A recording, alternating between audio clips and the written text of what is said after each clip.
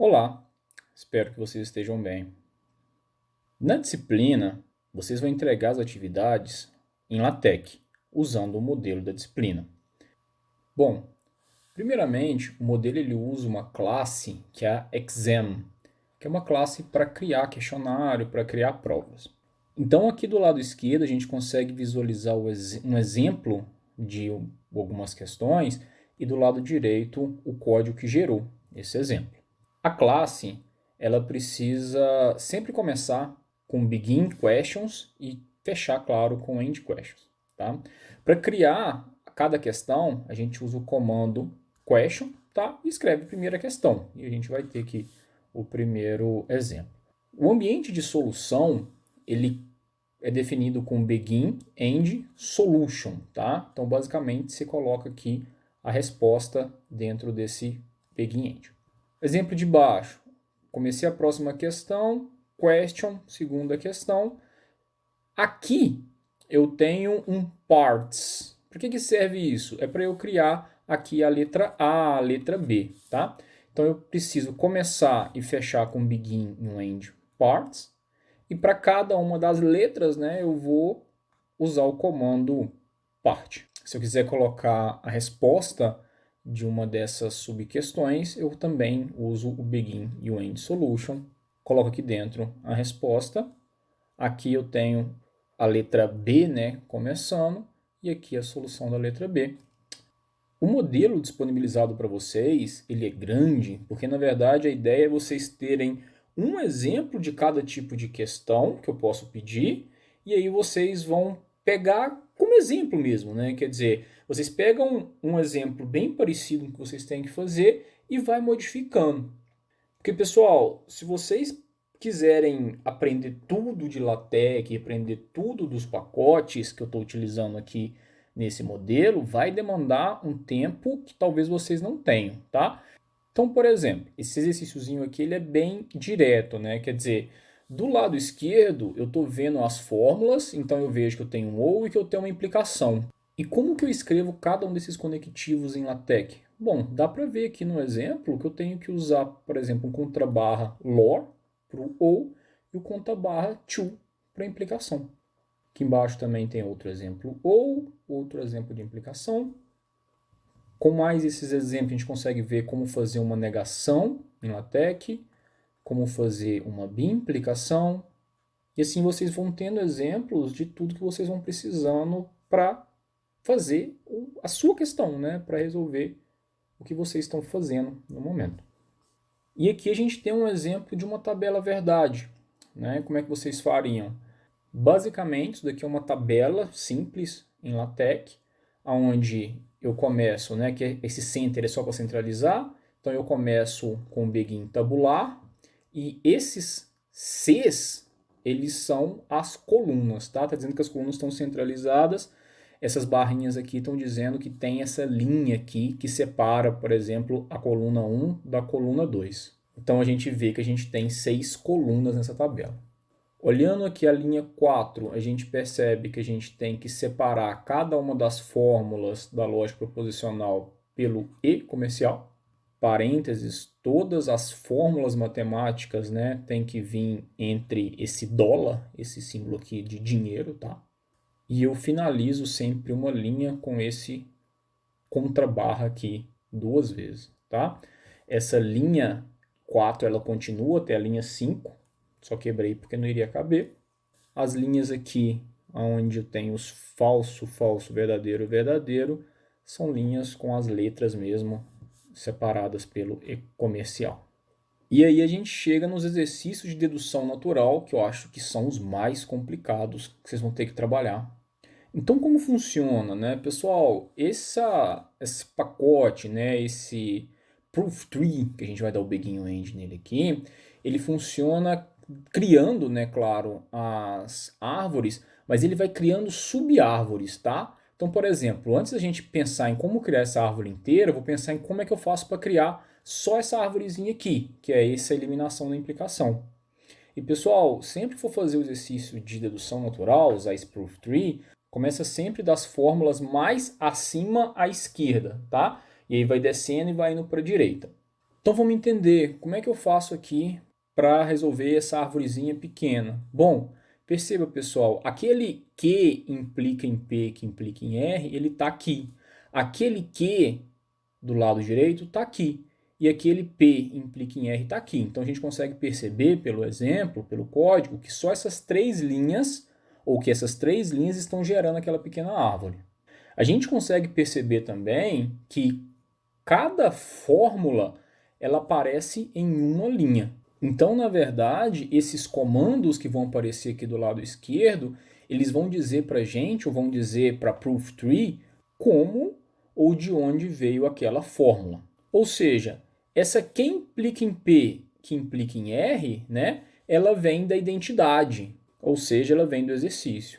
A que também vem da identidade. E aí, pessoal, a proof tree ela vai salvando essas fórmulas que vocês vão, né, trazendo para ela, por exemplo, aqui com identidade, ela vai acumulando essas fórmulas. E aí, se você precisar, por exemplo, de fazer uma eliminação da implicação, ela sabe que vai vir acima da eliminação da implicação são as duas últimas fórmulas. Então, essa terceira linha, né, contra barra to e. To vem da implicação e o e vem de eliminação, né? Então, a regrinha da eliminação da implicação. A regrinha da eliminação da implicação vai trazer para a gente agora a fórmula P implica em R. Então, eu acabei de dizer que a proof tree ela vai acumulando as fórmulas na sua memória. Na hora que eu pego e eu uso, por exemplo, eu usei as duas primeiras fórmulas nesse exemplo, com a eliminação do ou, então agora ela sabe que o que ela tem guardado é um P implica em R. Porque perceba, a linha 4 vai falar desse P, que é esse P do lado direito. Para eu fazer a eliminação da implicação para gerar a regrinha R, né, eu preciso não somente do P implica em R que eu já tenho, mas eu preciso também do P. E é por isso que eu defino o P como regrinha identidade também. Repare que essa identidade tem dois Ds. Essa identidade é aquela de uma hipótese temporária, uma hipótese que eu ganhei de algum lugar. Repara que aqui na árvore de prova tem aqui o númerozinho 1. Então, para dizer qual que é o númerozinho, eu uso aqui uma segunda chaves. Nesse momento, eu tenho a P implica em R na minha memória, eu tenho essa P na minha memória, e eu vou usar a eliminação da implicação para eu gerar a regrinha R, que é essa regrinha daqui. Então, eu já construí essa árvore aqui toda, e o que eu preciso é definir esse não R para eu poder usar a regrinha da eliminação da implicação.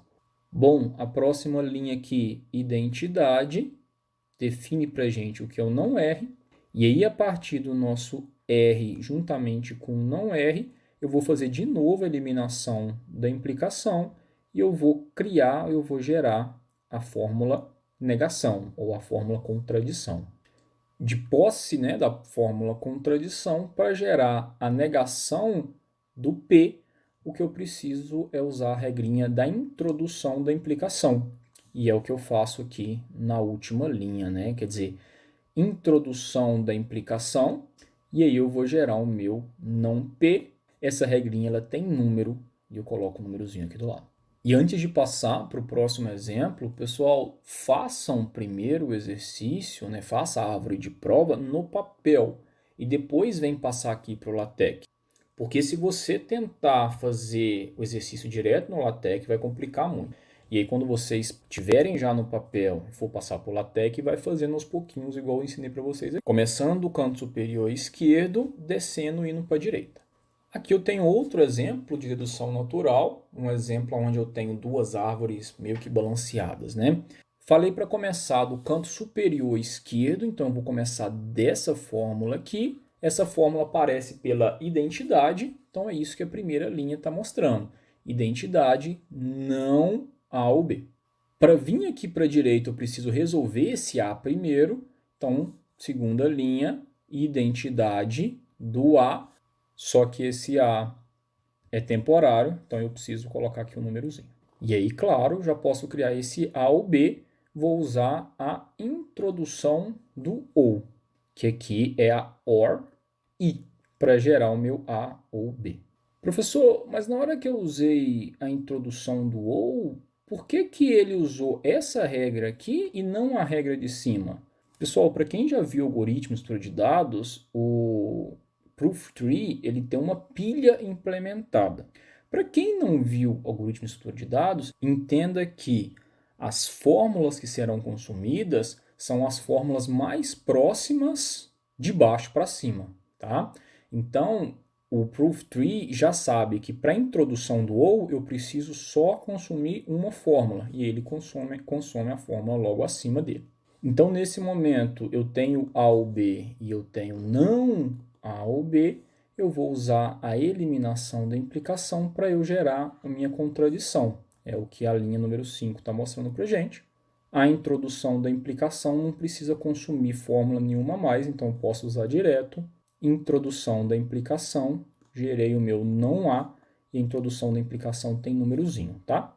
Só depois de eu terminar todo esse lado esquerdo, toda essa árvore esquerda, que eu começo a árvore direita, vou começar do canto superior esquerdo, começo desse não A ou B. E essa árvore da direita ela é bem parecida, então vou um pouquinho mais rápido. Identidade não A ou B. Identidade B. Desse B, pela introdução do OR, eu vou ter A ou B. Com o não A ou B e A ou B, eu vou ter a contradição. A regrinha aqui é a eliminação da implicação.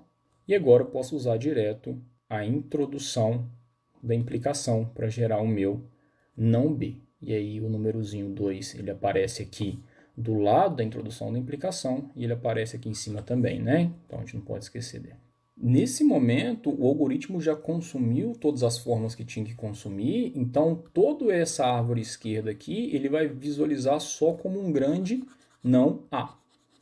E toda essa árvore direita, ele vai visualizar também como um grande não B. E aí, na hora que você usar a introdução do E, você vai gerar o não A e não B a partir do não A e do não B das árvores superiores esquerda e direita. A boa notícia é que o pior já passou. Esse exemplo aqui é de álgebra booleana, tá? Eu tenho um conjuntinho de equações da álgebra booleana que eu vou resolvendo ele aqui etapa por etapa, né? Bom, o que eu preciso mostrar para vocês é esse ambiente align. Esse ambiente, pessoal, ele serve para você criar equações alinhadas, tá? Coloquem esse asterisco se vocês não quiserem, como eu não quis, numerar essa equação. Esse tipo de ambiente, ele serve parecido com a tabela. Então, tá vendo que eu usei esse E comercial sempre aqui do lado do equiv, né, que seria esse símbolozinho de equivalente? O que eu estou fazendo é, eu estou alinhando nesse ponto, tá vendo? Então, do lado esquerdo, né, do lado esquerdo aqui não está alinhado, porque eu vou alinhar sempre nas igualdades. E é só isso, e a cada linha aqui é uma linha lá da resolução do exercício, sempre terminando com contrabarra, um detalhezinho, na última linha não pode terminar com contrabarra, tá? E o para todo existencial tem também LaTeX, né? Com esse exemplo a gente vê que o para todo é o for all e que o existencial é o exists. Ah, e esse símbolo, esse contrabarra abre colchetes, ele funciona parecido com o dólar, só que aqui eu centralizo a minha equação, tá? Dou um pequeno destaque para a equação. Serve para fazer equações de uma linha só. Dedução natural da lógica de predicados é bem parecido. Vou começar do canto superior esquerdo, então eu começo definindo o para todo x não q de x, pela eliminação do para todo não q de x, tá? Resolvi esse lado, vou resolver o lado direito aqui, essa árvore. Começo com identidade para todo x, p de x implica em q de x. Eliminação do para todo, p de y implica em q de y. Aquele p de y da direita aparece por identidade, 2. E por eliminação da implicação, q de y.